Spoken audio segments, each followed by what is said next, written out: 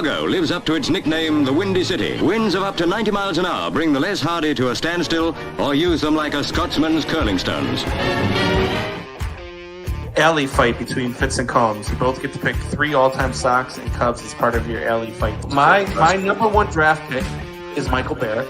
Michael Barrett, you're out of your mind. Michael, do you see that right hook? Ask AJ Przinsky if he wants to get hit with that right hook again. You can ask AJ Przinsky that. I will. That's such a podcast question. Shut up. Go to Rizzo. It's in time. And the Chicago Cubs win the World Series. Uribe has it. He throws. Out! A White Sox winner and a World Championship.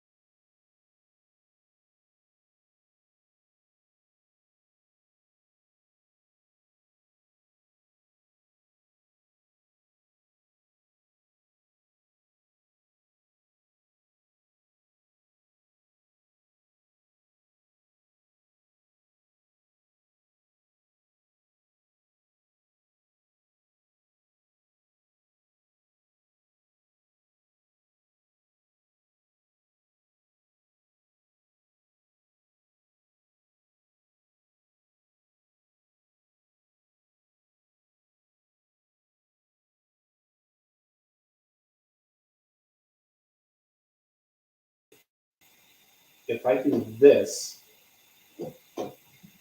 and do this, does this sound better?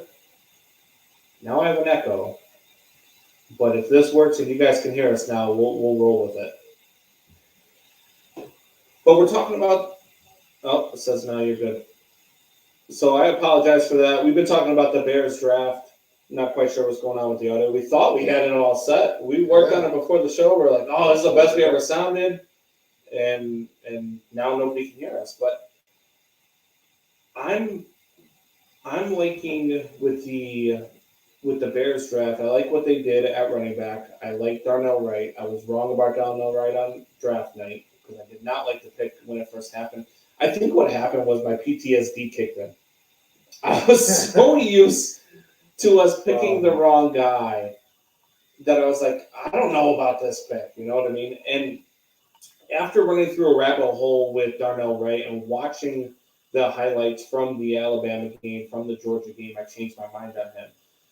But the wide receiver, Tyler Scott, who you just said that, you like the pick, I feel like we said this last year when they picked Venus Jones. Yeah.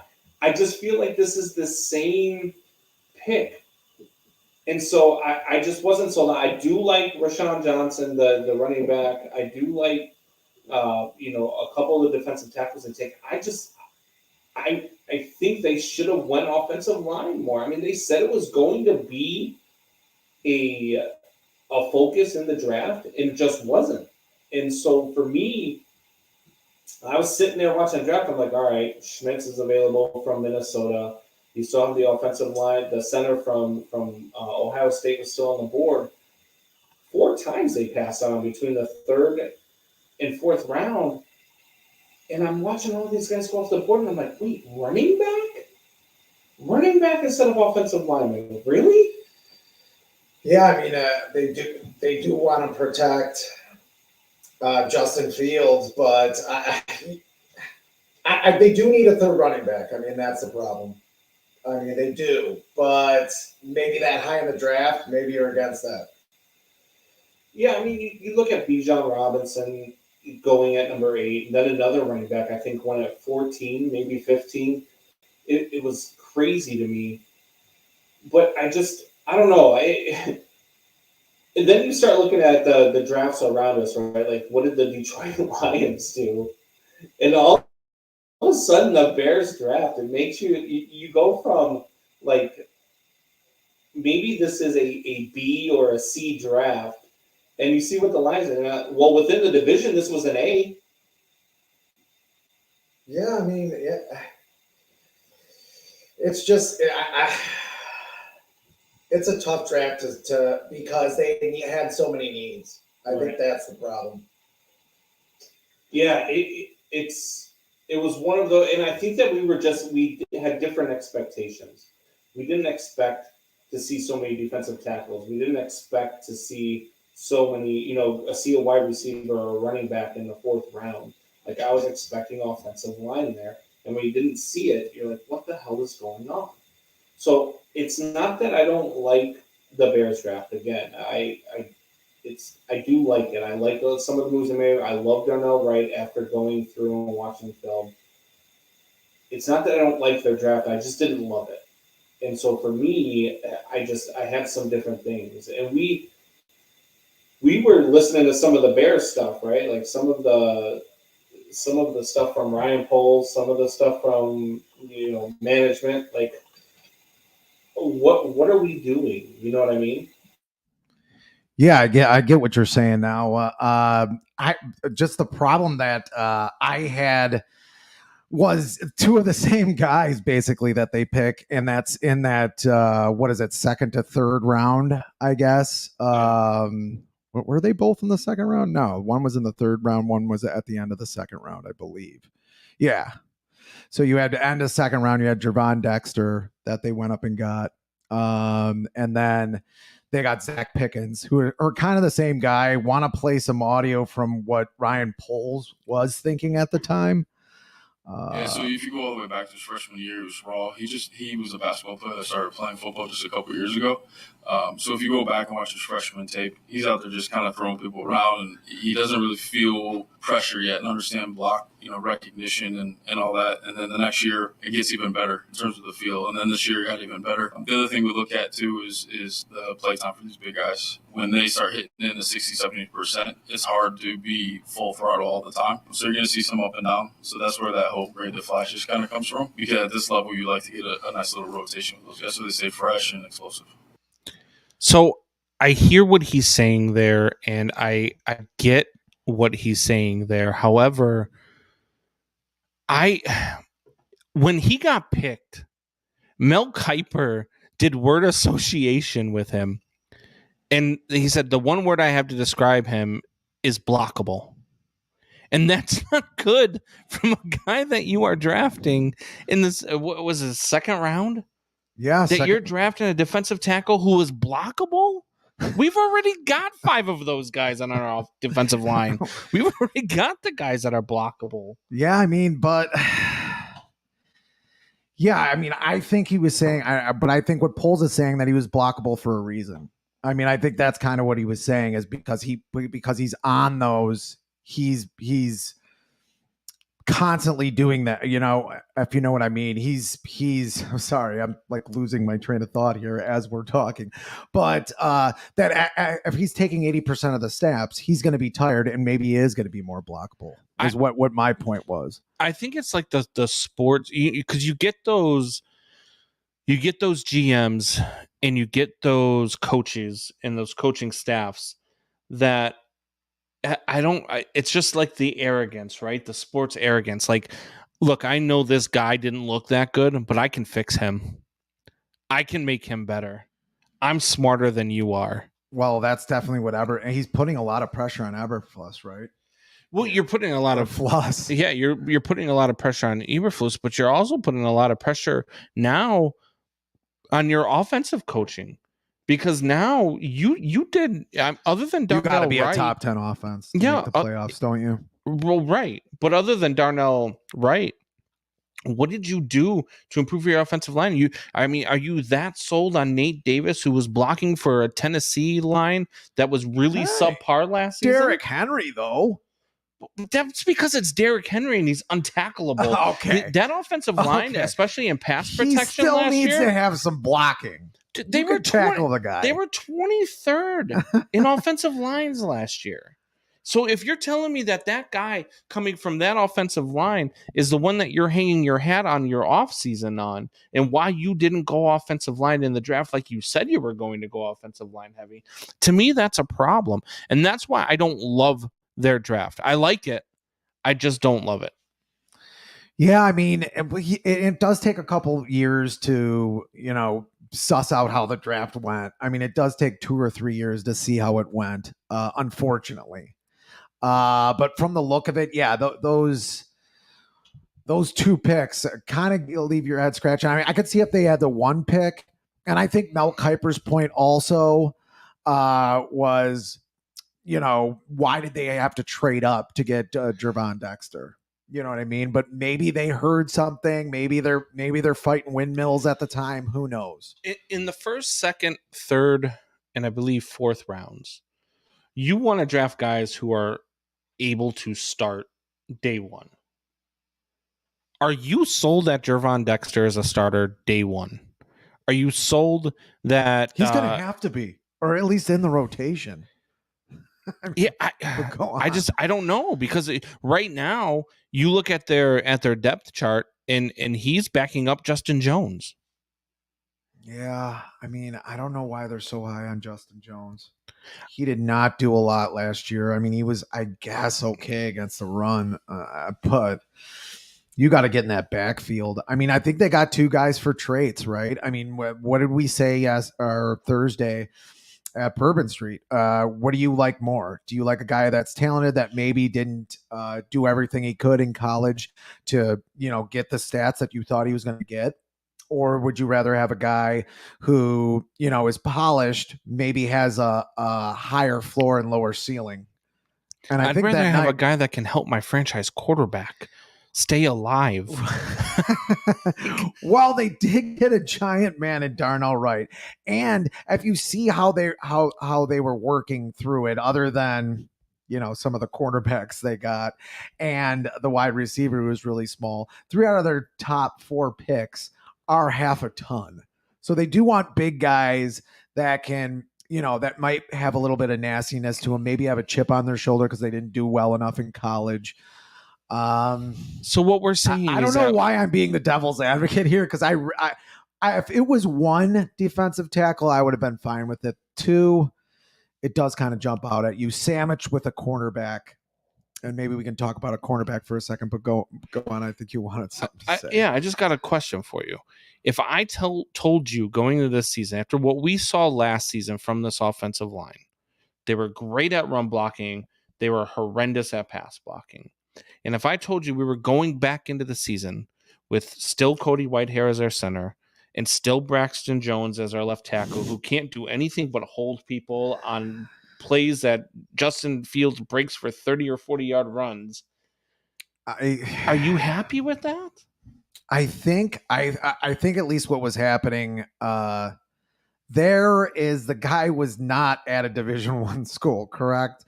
I mean, where did he play for? Utah State or something like that? I forgot his exact Omaha State or Southern Utah. Southern Utah. Okay, I knew it was Utah.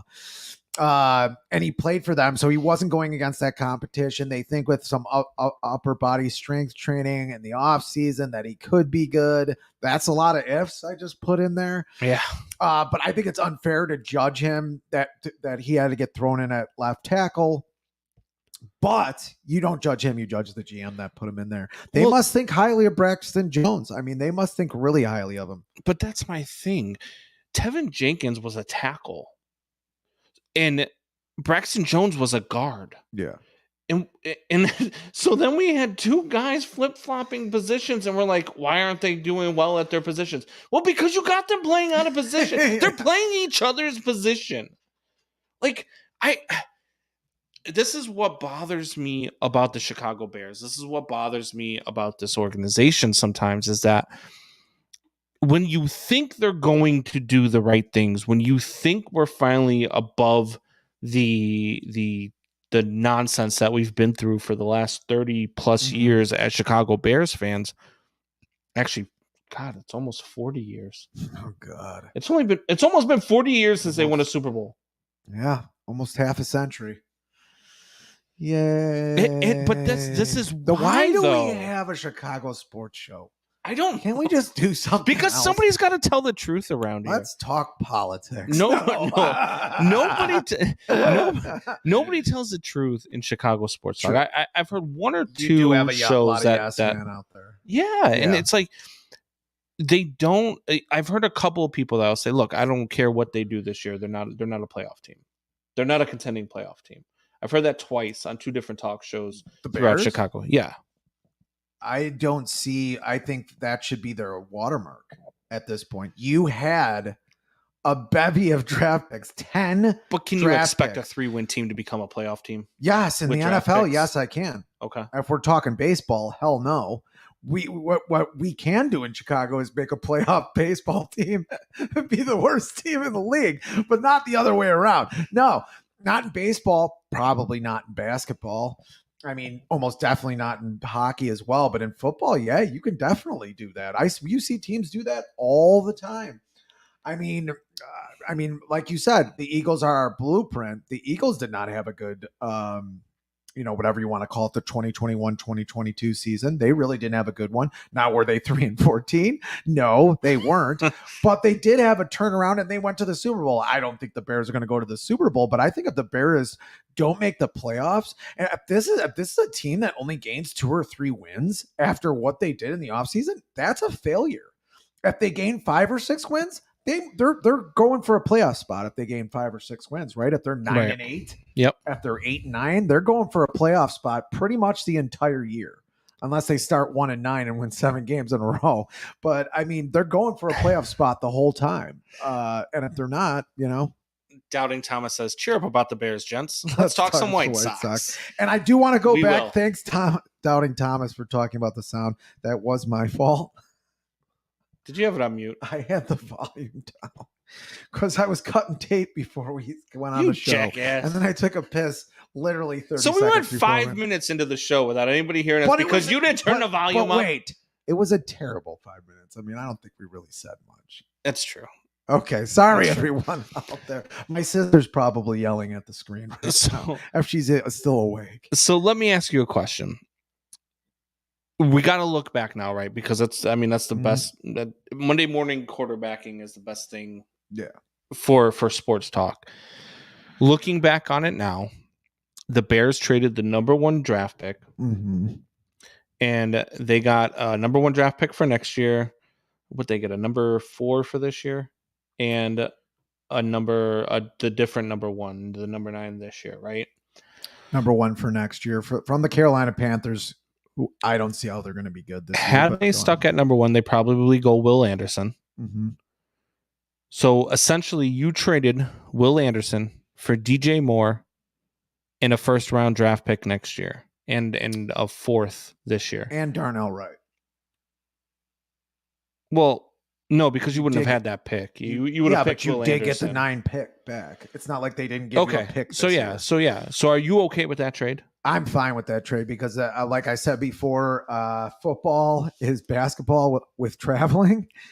So, I mean, offense it is number 1 in this league. If you're a top 10 offense, you can be a really bad defense and still make the playoffs. You can be the 25th worst defense. If you have a top, maybe not top 10, maybe top 8, top 7 offense that really, trends better in the second half of the season than the first half of the season, then yeah, you could be a playoff team in this league. You definitely could. The team that won the Super Bowl, yeah, the Chiefs had a pretty good defense this year. Top 10, top 11, I think. Yeah. They were the best offense in the league, and they won the Super Bowl.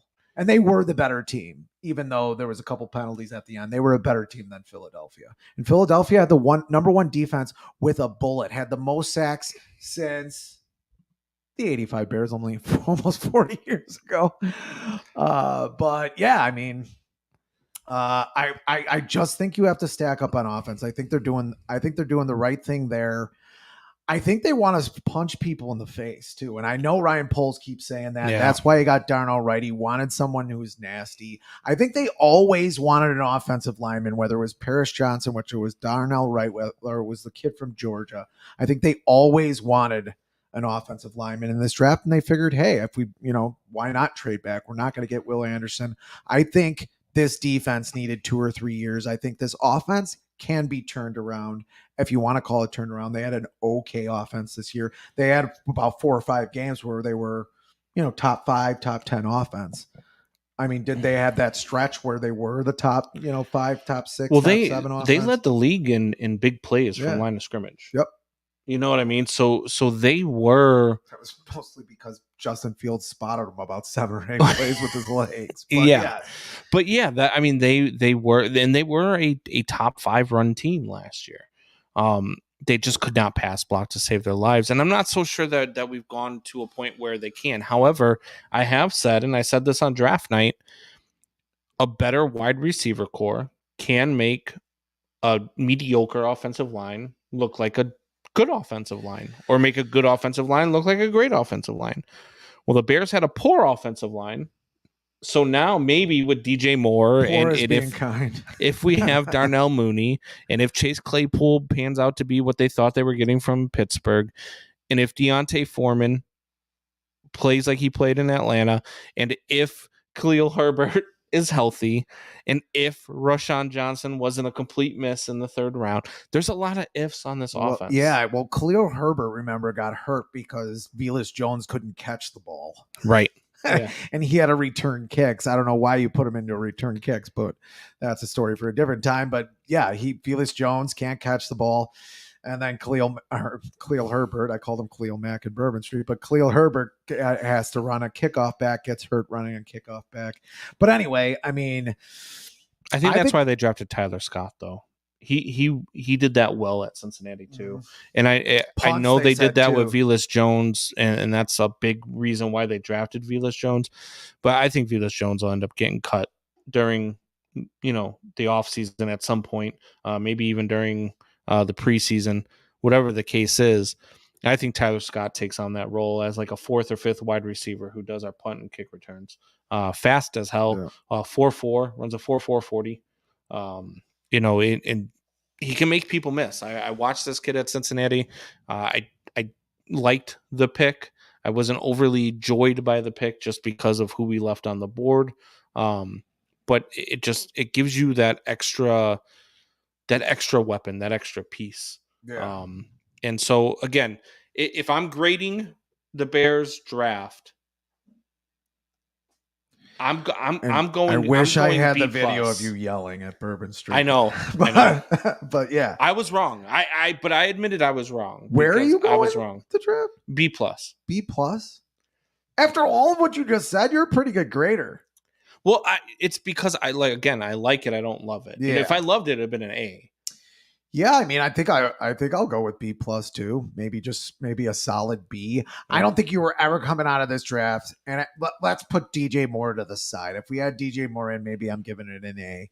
But let's put him to the side and just say, hey, these are your picks. Yeah. I don't think you were going to come out of this draft with an A anyway. I mean, they did have a lot of guys. I always thought, yeah, first round, whatever that's going to be is what it's going to be. I always thought the more important were the next 9 guys. Yeah.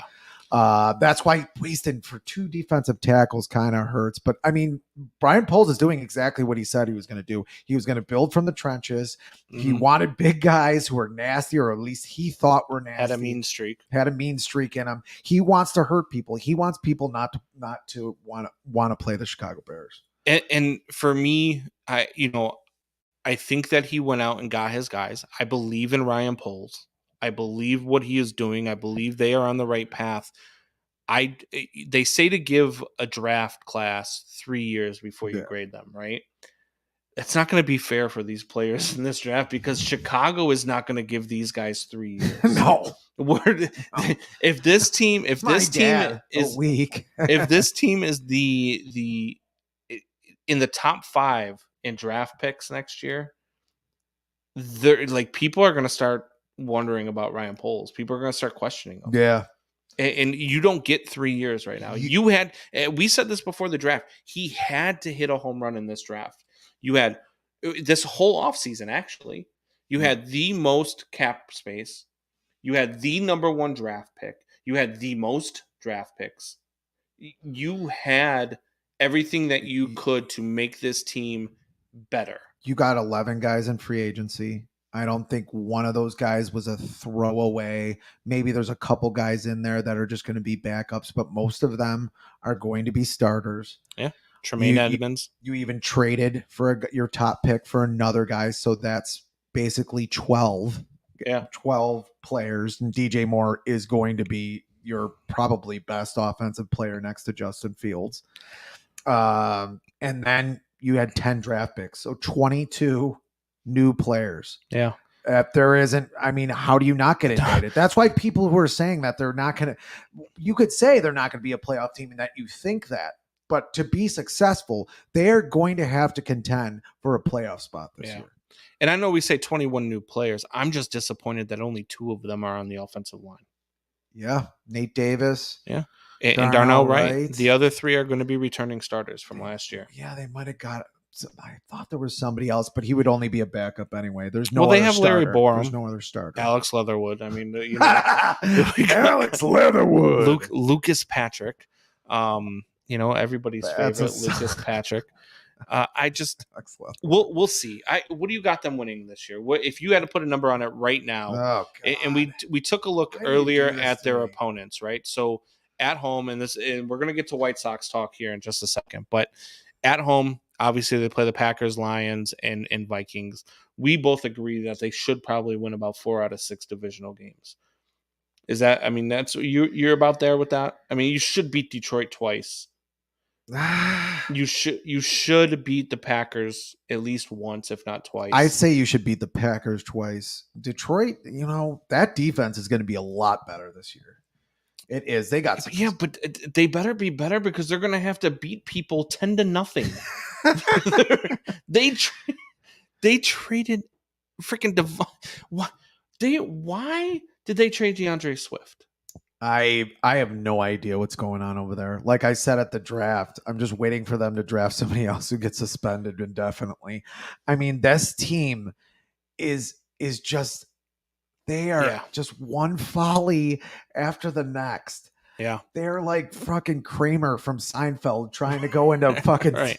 trying to go into Jerry's apartment. But like it's their other opponents are going to be the Falcons. Desmond Ridder led Falcons. That should be a win there. Yeah. They've got the Carolina Panthers. That should be a win there. That's that a better game. be a win because you get a better fucking draft pick if you win that game. Yeah.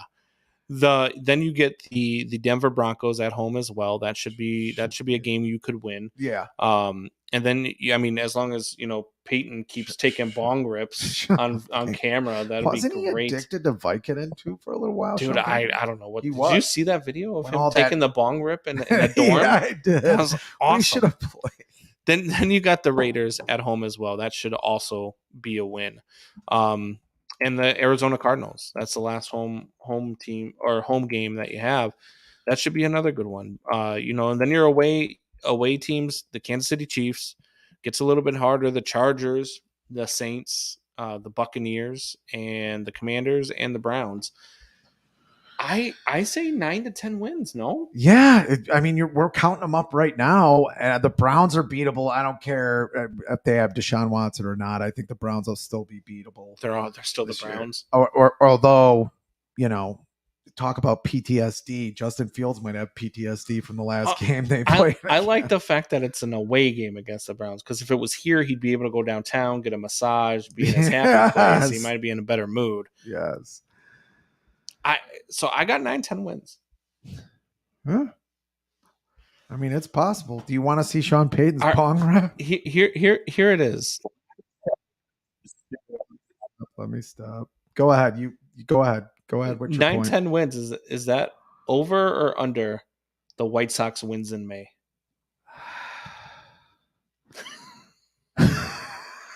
Oh my God.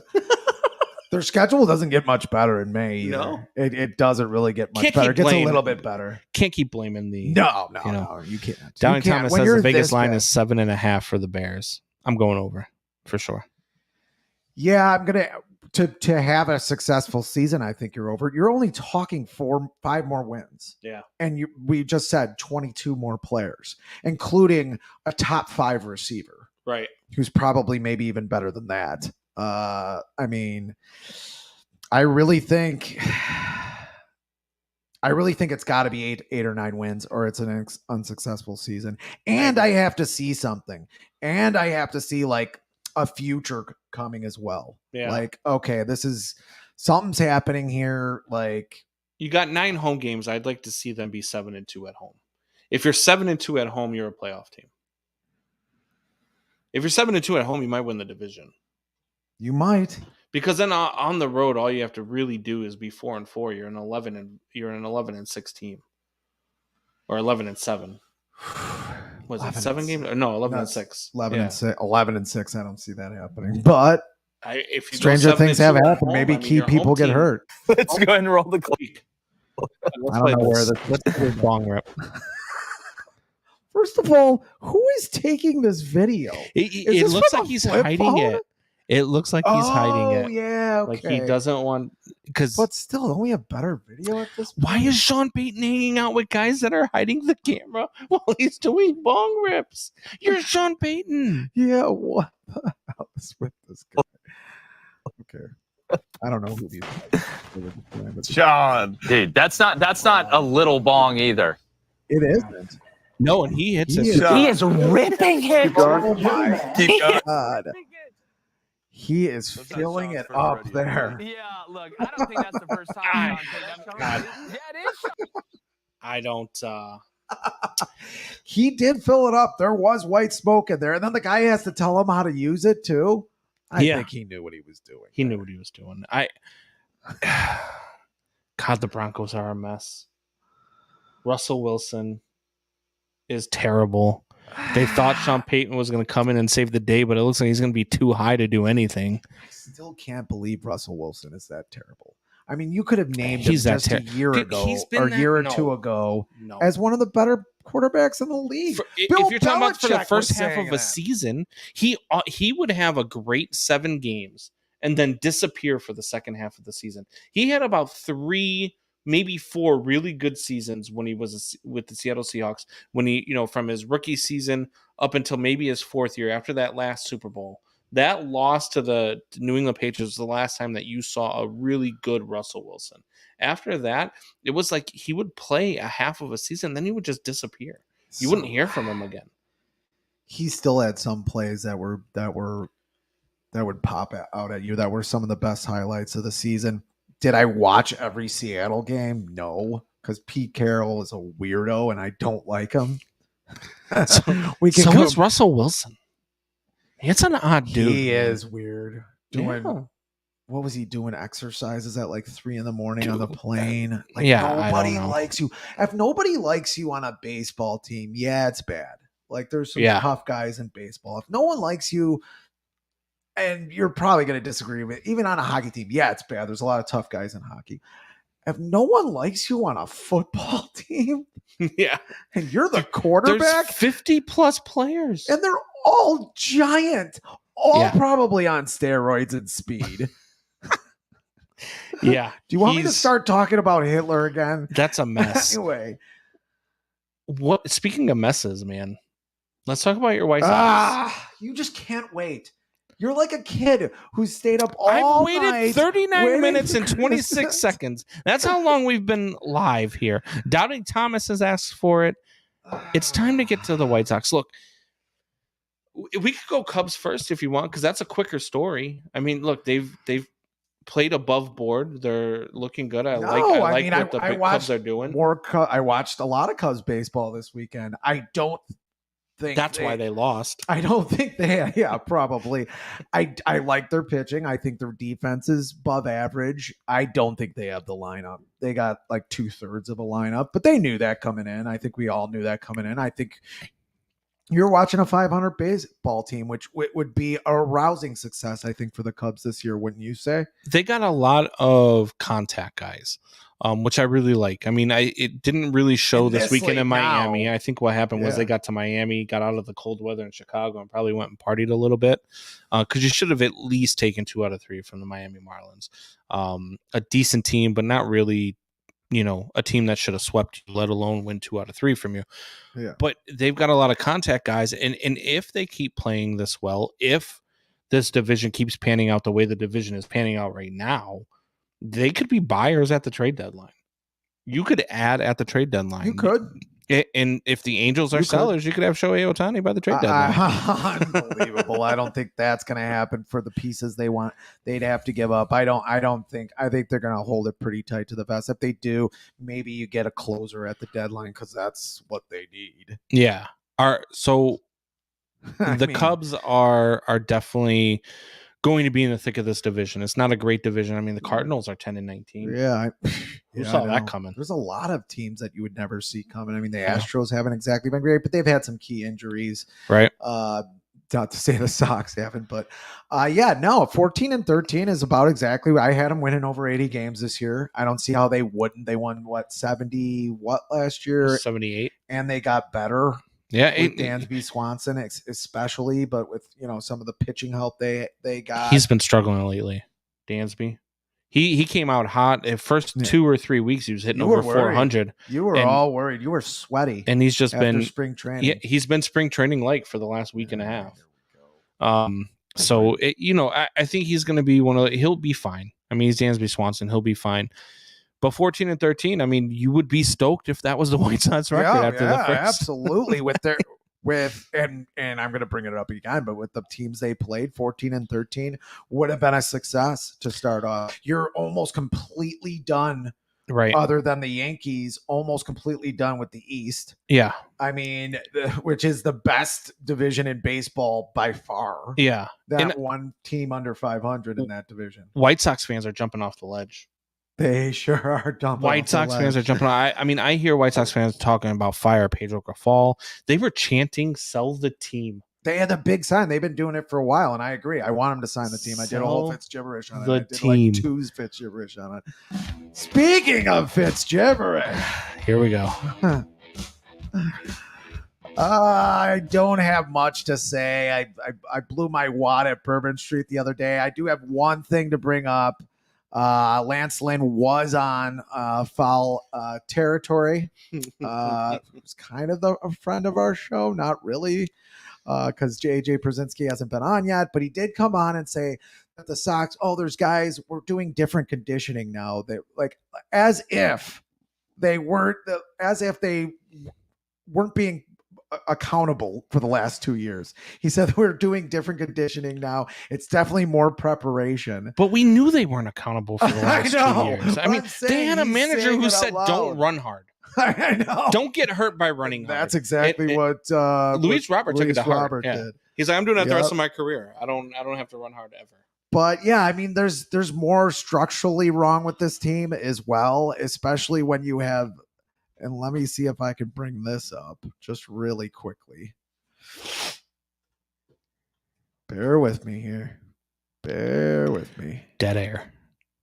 Then say something.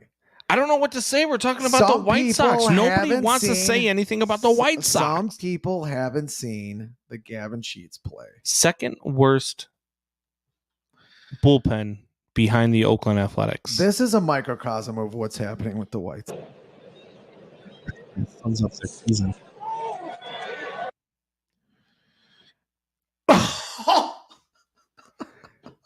It sums up their season. I gotta give it. We can't run the broadcast. That's why I had to put it on mute. But look, he gets stumbled over. That's Gavin Sheets, who's actually batting all right this year. And I'm gonna run it through one more time. But you do have 4 or 5 first basemen, and you got rid of a first baseman this year. And you got this poor kid playing the outfield, although that's pretty bad. That's bad roster construction.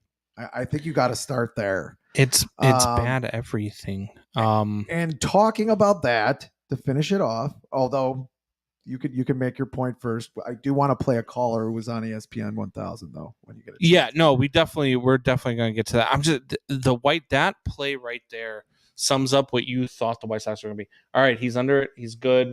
Oh shit, he fell. and that's the White Sox season. Yeah. I had them at 93 wins. I know. I'm an asshole. I had them at 93 wins. And this team, I don't know if they're going to get to 63 wins right now.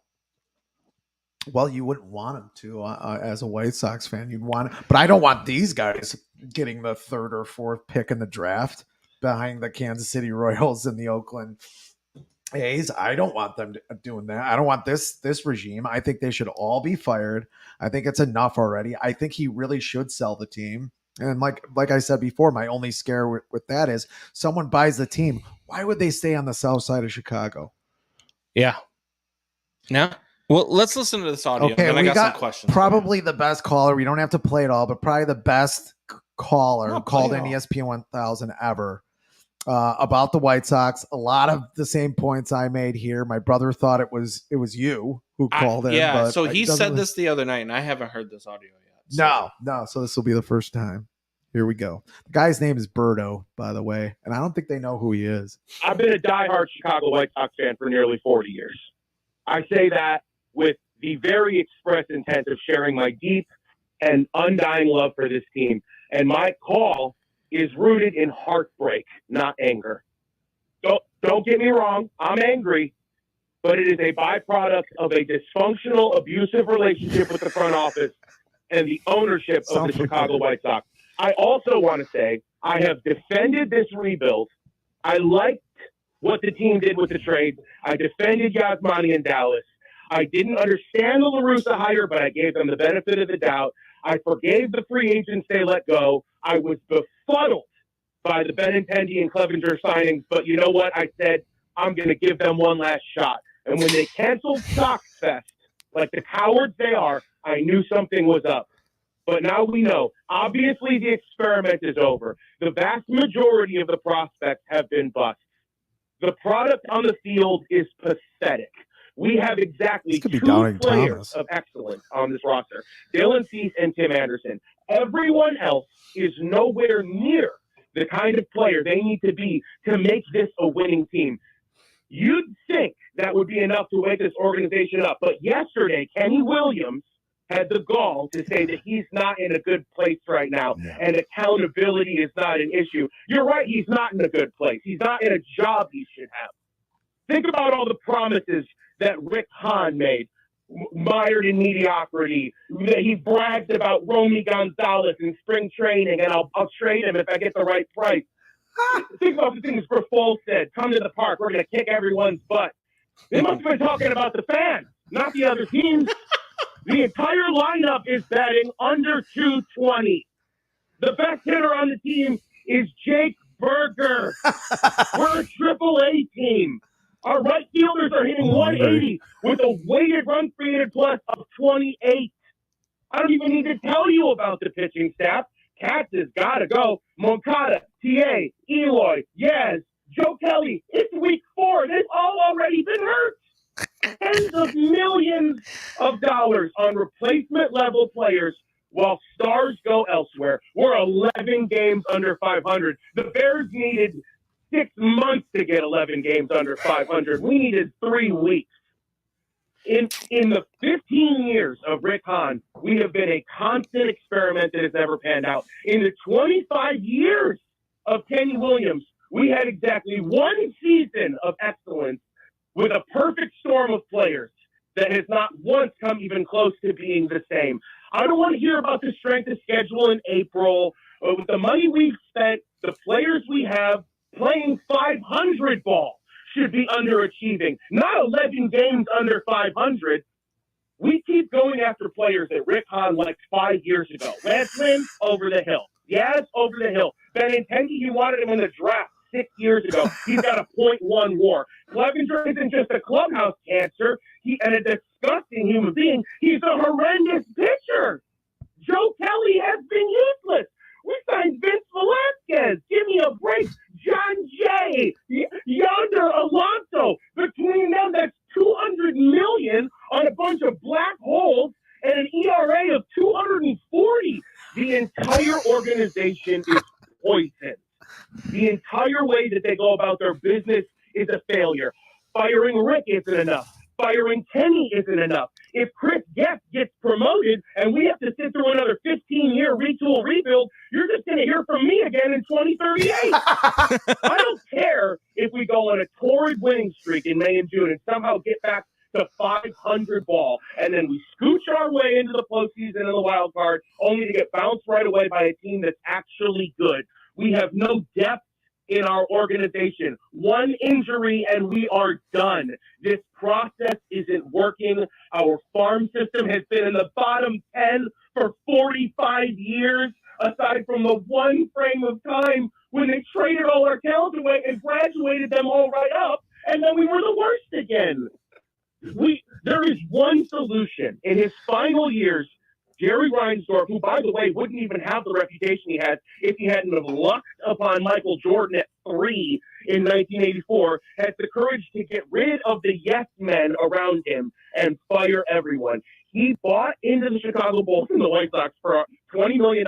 He's worth $2 billion now. He needs to use a fraction of that money he made on the backs of Chicago's blue-collar baseball fans and pay for a front office to come and rebuild everything. Rick Hahn and Kenny Williams cannot be trusted to rebuild this team again. They need to retire and go off into the sunset and play golf with the millions of dollars they made on their cushy paychecks for a job that they had a longer leash for than any executive in the history of the modern era of baseball. Let someone qualified come in and run this team. At this point, we would need a historic turnaround to even be mildly relevant.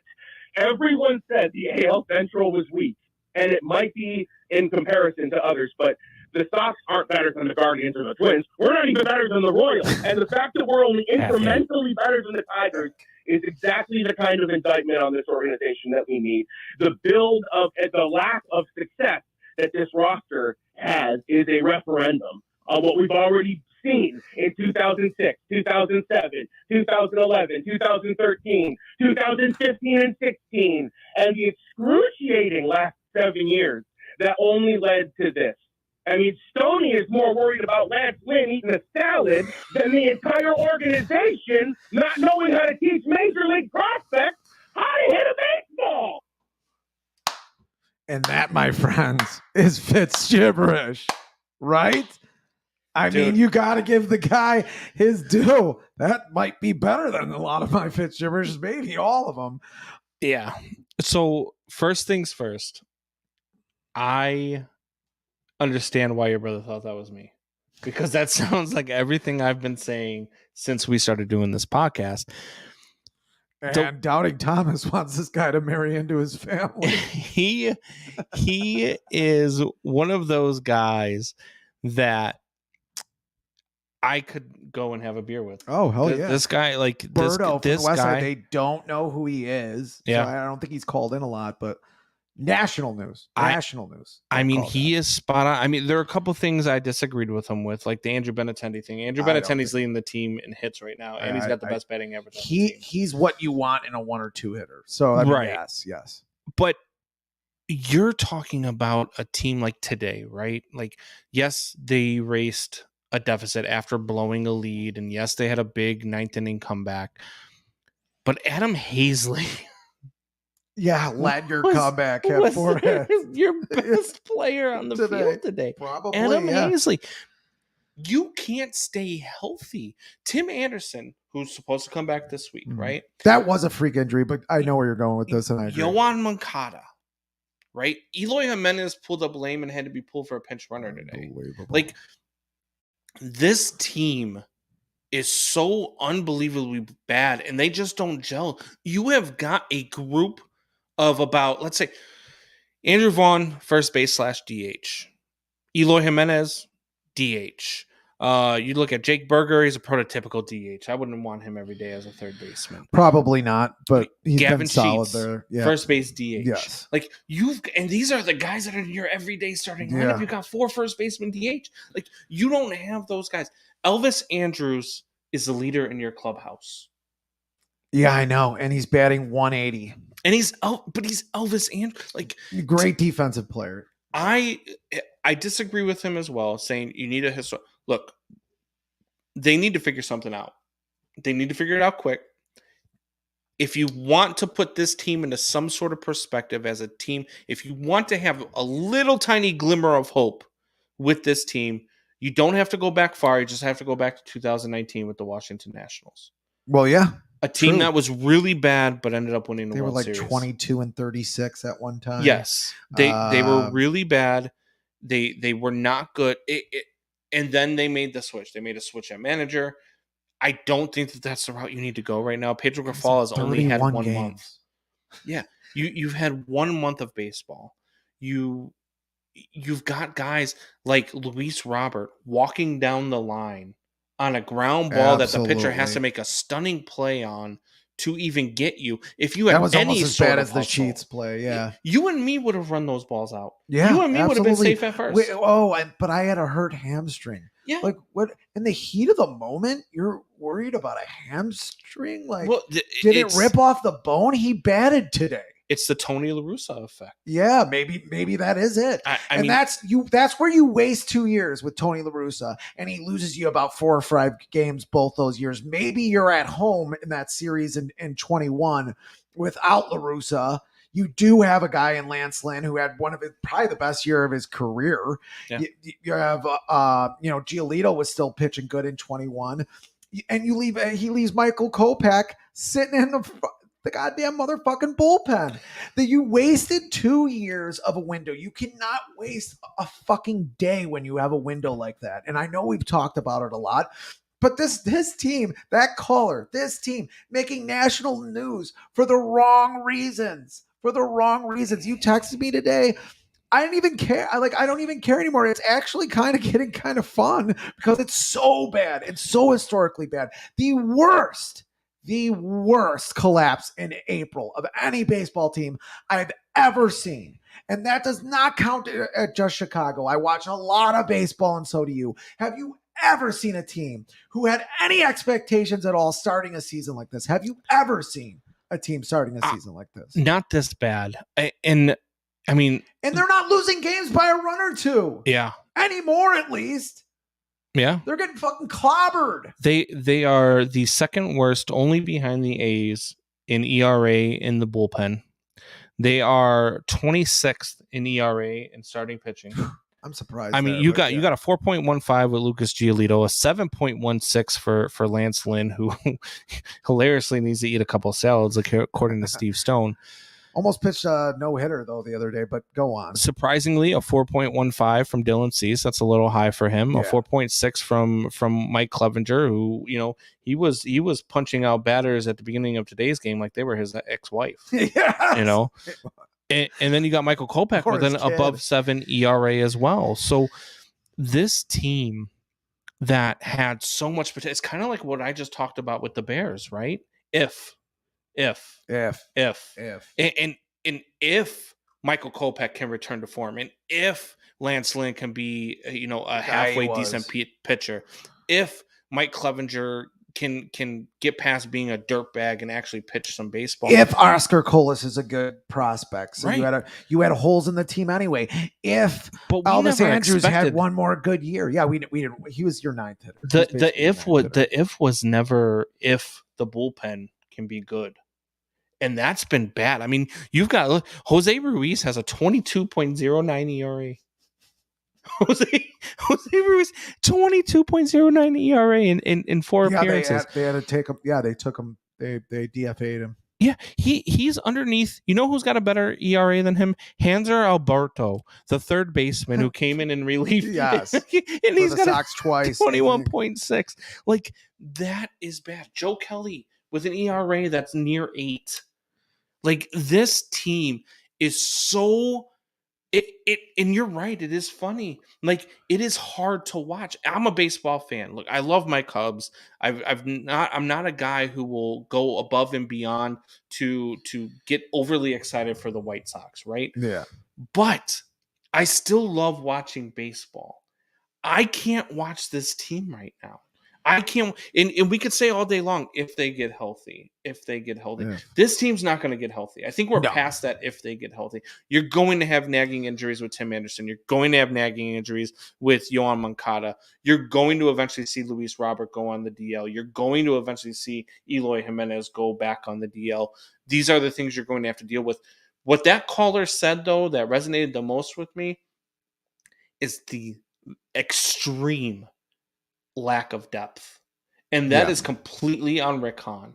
That is completely on Jerry. That is on everybody from the top down that did not do their job to make this team better than what they. And I watched this happen in Chicago with the Cubs on the north side. Oh yeah, I watched this happen as a Cubs fan because after 2016, they never did anything to help the holes that were glaringly obvious. And for them, it wasn't position players; it was pitchers. It was pitching, and not only that, but there was some position. We didn't have a leadoff hitter. We didn't have a center fielder. We didn't have there were some things that were missing that they never filled. They just rested on their. All right, we won a championship. We don't have to do anything else.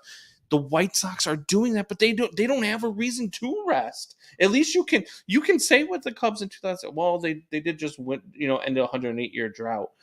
You had that. You don't have that with this White Sox team. You have such a high level of mediocrity, and you did nothing in the offseason to shore that up. Your biggest offseason signing is Andrew Benintendi. Yep.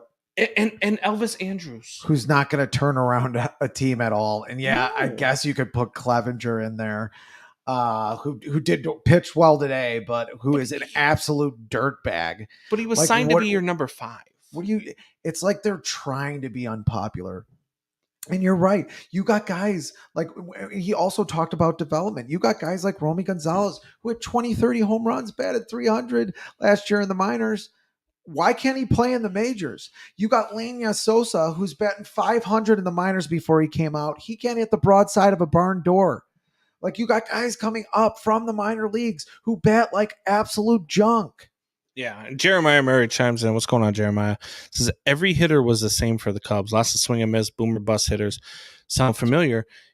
Yeah, but they didn't do anything to fill it. And that's what the White Sox are running into now. They've done nothing to build this farm system. They've got nothing coming up. Like, the one thing I can say about the Cubs is we have Pete Crow Armstrong, we have Brendan Davis, we have Matt Mervis, we have Caleb Killian, we have pieces coming up. Plus, the Cubs aren't just top heavy. I mean, the Sox do have 2 or 3 good prospects at the very top, but other than that, it's completely done. And the Cubs have guys playing positions that they're supposed to be playing. Yeah, exactly. The White Sox don't have that, and we saw that in the video clip that you played. Yeah, exactly. Why is Gavin Sheets out there? I mean, why is he out there again? You got Colas who can go out there. You got a lot of guys who can play right field for you.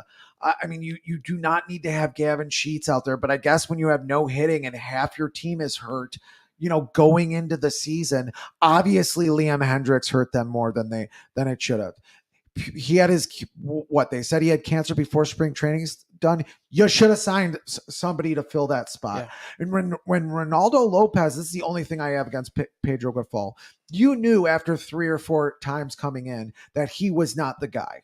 You're right. That he has the stuff. He might even have the temperament to be a closer in this league, but he is not ready yet. Right after that, you put Kendall Graveman in. Jimmy Lambert had the hot hand. Maybe he goes in. Maybe you have Aaron Bummer. I know everybody's going to go nuts when I say that, but maybe you bring Aaron Bummer in to close games. I know he's a lefty, but he does do well. He's got the last name that sums up the Sox organization. Absolute bummer.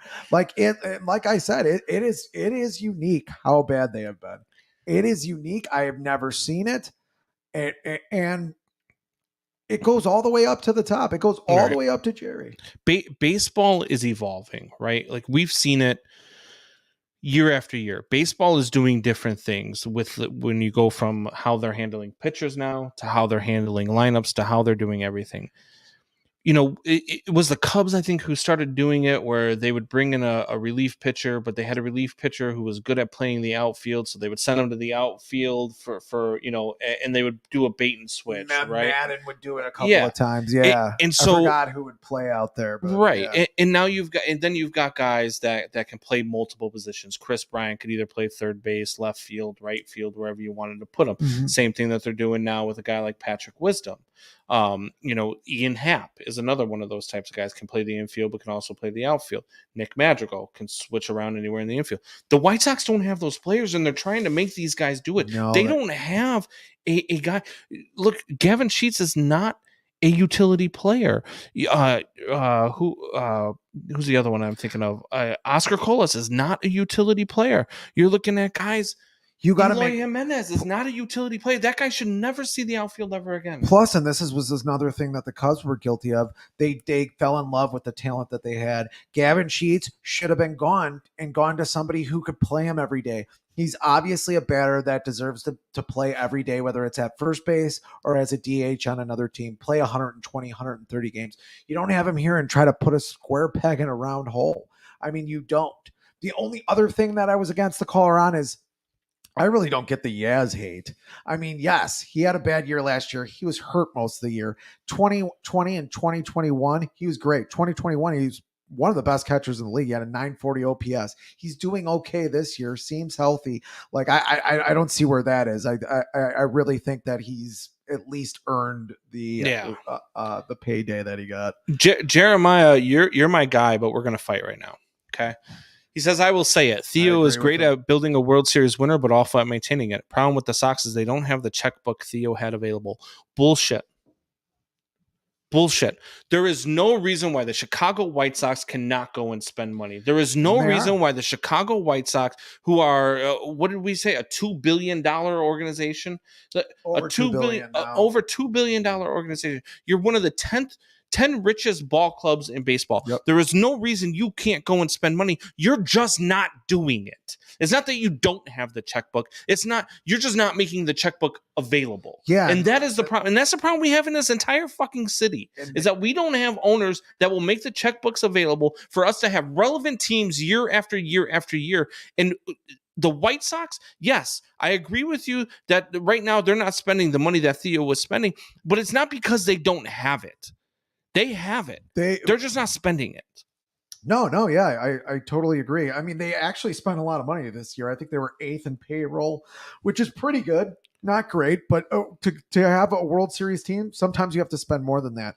Jerry came out. I read it in an article, kind of in passing, but that they lost $25 million last year. I Shut don't up. believe that. I Shut don't up. fucking believe that. That, like I said last year, they show us balance sheets that are fucking lies while their team's evaluations go up by hundreds of millions of dollars. I mean, and that's what Berto said, $2 million. It's actually 2.1 in Forbes magazine. I just don't see. And another thing that's on the line for the Sox, and you think they'd fucking act about it. Someone buys this team. Who stays on the south side of the Chicago? I mean, let's be honest about it. Who buys this team and says, "Oh, I'll stay on the south side of Chicago with the team"? People call me dramatic when I say it. I'm on a text, a text group with a lot of Sox fans. You move into the suburbs, sharing a stadium with the Bears. Is that what you're talking about? How could you ever? Yeah, south suburbs makes no sense. Yeah. 0 sense. They're never coming to the south suburbs. The south suburbs are not like the north suburbs. It's not happening. Someone buys this team. He sells the team. There's no more Chicago White Sox. I just don't see how there is. And you can blame politics on it. You can blame the crime in this city that's been around for 40 or 50 years that we've had to watch our city just deteriorate into crap and have a crime rate that's only equaled by the early 90s that you had to have abortion passed in the 70s to get rid of. I mean, we can keep talking about it, and people can say I'm dramatic, but I'm sorry, you're wrong. Someone buys this team for $2 billion. You think they're going to want to stay on the south side of Chicago? Would you want to? No. I mean, I would want to just because I love the team, but I don't have $2 billion laying around. And here's my retort to Jerry. Even I'm with you. I don't believe that they lost $25 million. But if you did, here's my response to Jerry. Here's my follow-up question to Jerry. Whose fucking fault is that, Jerry? Yeah. Whose fault is it that the White Sox fans were so fed up with seeing a crypt keeper for a manager manage one of the youngest freaking you have the oldest white manager managing one of the youngest, most flair given freaking lineups teams, was one of the most exciting teams. He couldn't even translate. He couldn't talk with half of the players because he can't speak Spanish. It was such a bad hire. It was nobody else's hire but Jerry. Then not only that, but you keep Rick Hahn out there. You keep letting Rick Hahn not develop a system. You keep letting Rick Hahn not give you depth. Even if you can't develop a minor league system, you can still go out and get major league depth.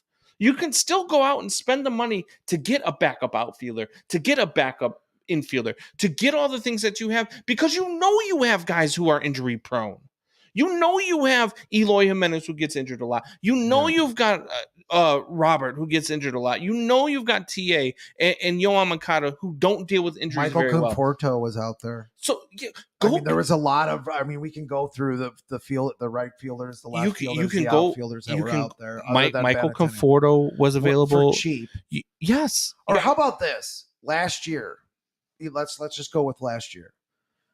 They don't get Kyle Schwarber. Kyle Schwarber might have changed their whole team last year.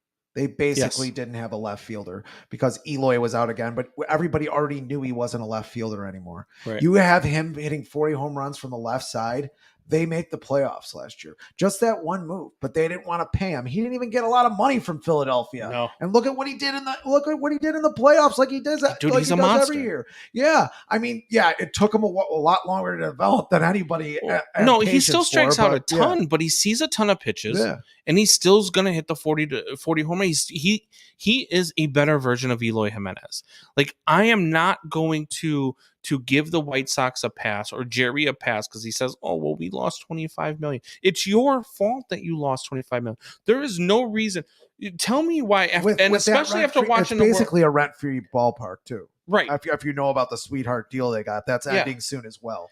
And that's the other thing about why you watch the World Baseball Classic. I watch it. How good was Tim Anderson over at second base? Terrific. So why didn't you go get Trey Turner to play shortstop? Exactly. Why didn't you go get Carlos Correa to get him away from the Twins to come play shortstop and move TA over to second base, where you might be able to keep him a little bit healthier by playing second base? Look at how they're evaluating talent. Almost everything Berger hits is an extra base hit. The guy's slugging percentage is .750. Yes. Why is he not playing third and Moncada's playing second? Moncada played second his rookie year. Sorry, Moncada, he is a good defender at third base. I know he has some errors and some troubles, especially at the end of last year. Yeah. But you don't move Moncada over to second base and have Berger play third just to have another bat in the lineup. Like, you don't know that. You don't know you got a guy like Berger who's already hit 7-8 home runs. Right. Like, and now Adam Hazley leads your team in OPS. he's only played like 2 games. He leads your team in OPS. Yeah, he was a high draft pick. And right behind him is Jake Berger. Yeah. That's not supposed to happen when you've got Eloy Jimenez. And I know Tim Anderson's been hurt. No, Yoel Moncada both been hurt. Even though he had 4 hits today. Still, Eloy Jimenez has to be the best hitter on your team. We talked about it before the season. He's got to stay healthy first. But this guy should be a 40 or 50 home run guy. This guy hits good pitching really well. What is going on with him? All these guys said that, we're working out. We're going to have such a good season. We're working out so we stay healthy. It's like, no. And I do know the last step of innovation in any sport is making sure that you're drafting somebody or picking somebody up that isn't going to get hurt for you. But they don't know that now. But you already knew from this team. And I thought the law of averages might come back, but you're a week or 2 into the season, probably your best player and maybe your best hitter hurt. Yeah. Joe Kelly goes down again, who's probably one of your setup guys. He's a guy you need a DFA though. He needs a DFA. At this point. He's just not. Look, I like Joe Kelly. I like his antics. I like the way he handled the Carlos Correa thing and all that stuff right after they got caught cheating. But I don't see that this White Sox team, and I know I said if you want a glimmer of hope, look at the 2019 Nationals. I don't see that coming from this team. No. I wish I did. I just don't. Soto. You don't have a Soto. I mean, maybe you don't have a Soto, but maybe you got a guy in Colson Montgomery I'd like to see as a call-up later in the year. Like I said, I'm looking at the Dodgers farm system to see who we might trade for. I saw pictures earlier this weekend. It was on Facebook, and it said White Sox fans get used to it. And you had Tim Anderson in a Pirates jersey. You had Eloy Jimenez in a Dodgers jersey. You had Yoel Moncada wearing a different, like, that is a real possibility. If this continues to trend through May, selling low, and they find themselves 14, 15, 16 games out by the end of May, they're going to trade pieces. They're going to be sellers. Like Birdo said, which he kind of foreshadowed, that they sort of maybe knew this team wasn't that good. And I feel like they knew maybe the same thing last year. Why wouldn't they? And they did say we're probably going to trade more. Why wouldn't you trade an Eloy Jimenez maybe in the offseason, where he still has some high value there, still a very young player, maybe helps a team, at DH, who knows? Or maybe you do trade a Luis Robert, who knows? I just got one request. If you guys start selling, can we please have Dylan Cease back on the north side? I mean, that is going to be the trade piece. Probably him or Tim Anderson. You can fight for who's better, but I think Dylan Cease is going to be a trade piece where someone says we're Dylan Cease away from winning a World Series. I mean, there's a lot of teams out there that would say that. I don't care if he has a 4.04 ERA. I don't think other people care. Look at the garbage team he's on. I think his ERA is going to come back down, obviously. This freaking hockey game in the background is absolutely crackling. It's insane right now. But if you're not watching the Bruins Game 7 and the Panthers. Panthers, unbelievable game. Yeah. But anyway, no, I mean, Dylan Cease has probably got the best slider in the game. If you look at the spin rate and everything, probably best slider, has great fastball too. He also has a curveball and a changeup, but he never really has to pitch it that much. But I mean, there's a lot of trade pieces on this team. I can't believe I'm actually having this conversation and we're not even in May yet. Well, it looks like, the Rangers might be looking for a starting pitcher. There's going to be a lot of teams that are out there looking for starting pitching. Hell, don't count the Mets out on the Dylan Cease sweepstakes either. I mean, that pitching staff would be absolutely filthy if they added Dylan Cease to it. But I don't know. I don't know which way it's going to go. I don't trust this regime to do that, though. I don't even trust this owner to make a smart move. Yeah, and how do you even get Kenny Williams after 25 years off the team? I mean, I just don't see a way forward here. I mean, other than him actually selling the team. I know he doesn't want his kids to take over the team, not like I think it's Michael Reinsdorf, who's basically running the Bulls right now. Right. He does not want his kids to take over the baseball team. I don't even think the kids want to sell the and if he is going to sell the team, yeah, you do worry a little bit. Why would you buy this team? Well, the thing was that 5-6 years ago, I know there was a group of buyers who wanted to buy the team and move it somewhere. I don't know where there'd be room on the South Loop. And when they broke ground, the team would go up. Their evaluation of the team would go up $1 billion, like immediately, just from corporate dollars. I just like don't that. see. I don't see that happening. Yeah, anymore. I don't see with what they've done to this organization why anybody would want to come in. I mean, at least not at the evaluation that they're worth. I don't think he's going to get what the White Sox are worth if he tries to sell, because doesn't matter. He bought them for almost nothing compared like to what they're $5 worth or something. Doesn't matter. Everybody, I mean, he doesn't own the team outright either, but everybody in that group would make money hand over fist. It's not that. That's not the thing that worries me, is that he's going to eventually sell. What worries me is what happens after that. Like, why would anybody stay on the South Side? Why would everybody want a team in Chicago? Hell, the Bears, who sell out their stadium every fucking week, no matter what, have all this money. They're basically a cash register. They don't even want to be in Chicago anymore. Why would a team buy the South Side team and keep them on the South Side? Yeah. No, I'm with you. I'm looking forward to the Bears move to the suburbs. I hope and pray that this is going to be a new dawn for the Chicago Bears, and hopefully at some point we're going to see that for the White Sox too. Because look, this 2.0. city, besides me being a Cubs fan, this city deserves a winning product. Whether it's the Cubs, the White Sox, the Bears, the Bulls, the Blackhawks. We deserve winning products on each team. We deserve to have. There is no reason why we shouldn't be able to be sitting here arguing in October about whether or not the Cubs are going to beat the Sox or the Sox are going to beat the Cubs in the World Series. Every once in a while, at least. I mean, the Mets and Yankees did it back in 2000. Like you want to see stuff like that, and I don't think we're ever going to get it. And the Sox fans are obviously dwindling anyway, but you add on top of that they suck. And that actually, the owner doesn't seem to really care, because you have Rick Hahn, who hasn't been a successful GM. Yeah, they had 2 playoff runs, I guess you could say. Yeah. And you got Kenny Williams, who's on top of him, who's been here 25 years. They do have a World Series almost 20 years ago.